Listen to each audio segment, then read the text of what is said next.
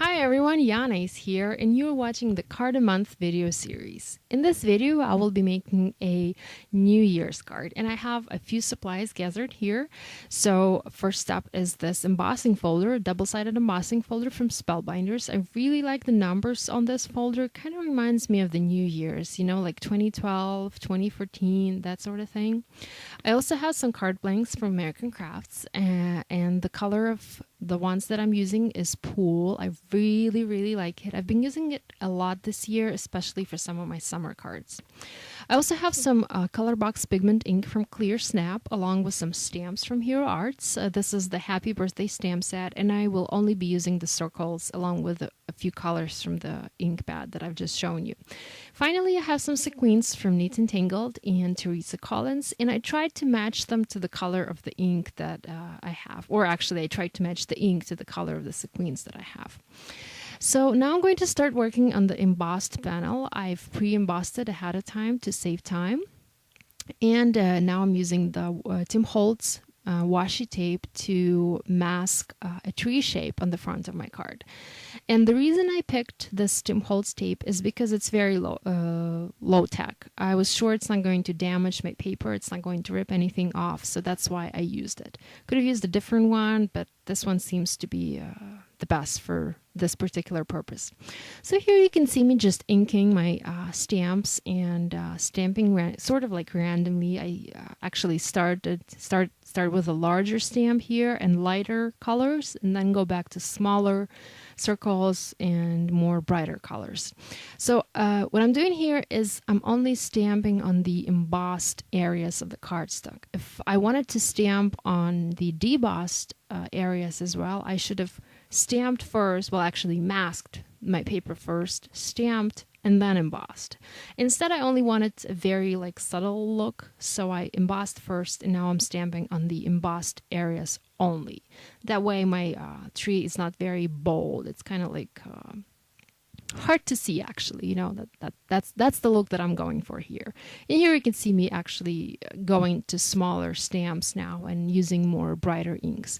And since this is a water-based pigment ink, this is the Clear Snap pigment ink, I'm using just water to clean it off my stamp. You can see me holding a spritzer bottle and just spritzing my stamps and cleaning them with a paper towel. And now I moved on to another stamp pad from Clear Snap. This is also a pigment ink, and I just wanted to use this other color for a little bit of highlight on my card.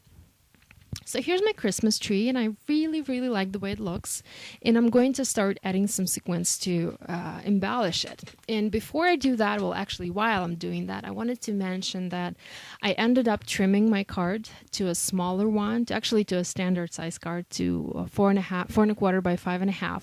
And this is the size that I'm used to working with. The original plan was to make a larger card, a 5 by 7, and this is something I never do. I mean, this is just too big for me, and I end up not knowing what to put and where to put it, and it's the size that kind of makes me scared, you know.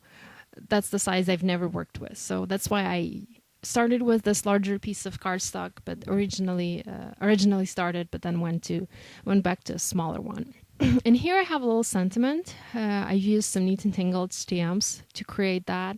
I hit embossed a banner and a sentiment, "Let's celebrate," on a piece of this Pool cardstock, and then I just fussy cut it. Now, since my embossed panel is embossed, and I wanted to give it a little bit more, make it a little bit more sturdy, I adhered a piece of cardstock to the back. I always do it when I have something embossed. I think it adds a little bit more, you know, stability to my cardstock. And now you can see me adding a little bit of foam tape to the back of my embossed panel. This is foam tape from Imaginess. It's their white tape. It's only 1 millimeter in height, and I really like that. You know, it's not too high and not too low. And finally, I'm going to add a little banner to the front of my card, and I'm going to use some foam adhesive as well. This time I'm going to be using some Duffcraft foam squares, and I will add 2 different layers, or 2 different heights of squares. I'll add 1 square on one side, the one that's gonna go lower, and two layers of squares on the other side, just to make it a little bit more dimensional and a little bit more fun. And well, this is pretty much it. This finishes up my card, and I hope you enjoyed. Thank you so much for watching.